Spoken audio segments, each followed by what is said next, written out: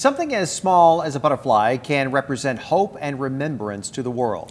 10 News anchor Kimberly Hunt is joining us with more on a program called the Butterfly Project. Yes, and it is a beautiful project. Every butterfly gives voice to the lost. It's a lesson in history, and it's also a symbol of renewed life. It started in San Diego by a woman who made a promise to her family. This lesson, called the Butterfly Project, is being taught in schools throughout San Diego County. That we have hope that even in difficult times, things will get better. Told not by teachers, but children of Holocaust survivors, bringing the past to life in a way that helps students make the world a better place.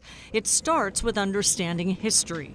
The project's co-founder, Landau, holds the Jewish star required on all clothing. To identify them as Jews, and therefore to be treated very, very poorly. Stripped of names, given only a number and a uniform, the living forced to take pieces of clothing from those who passed. My dad took another pocket in hopes that maybe he'd find extra food or something that he could put inside this pocket. Sleeping on wooden planks so tightly they couldn't turn over. There was no mattress.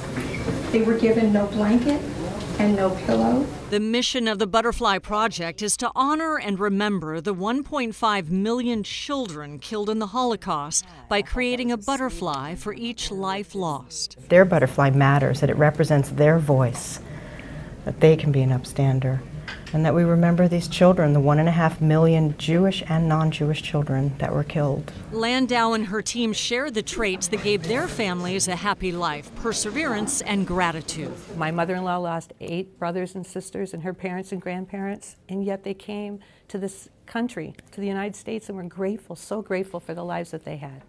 They teach the dangers of hate and bigotry and the importance of being what they call an upstander. To stand up not only for our own rights, but for the rights of others. Butterflies represent hope and a reminder that life is fragile. Beauty cannot survive in hate. This was described in a poem by a Jewish man who died in a concentration camp. Only I never saw another butterfly.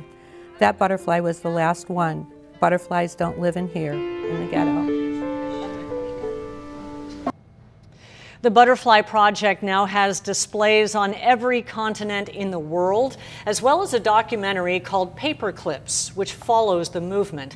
It hopes the butterfly will remind us all that lives are beautiful and fragile.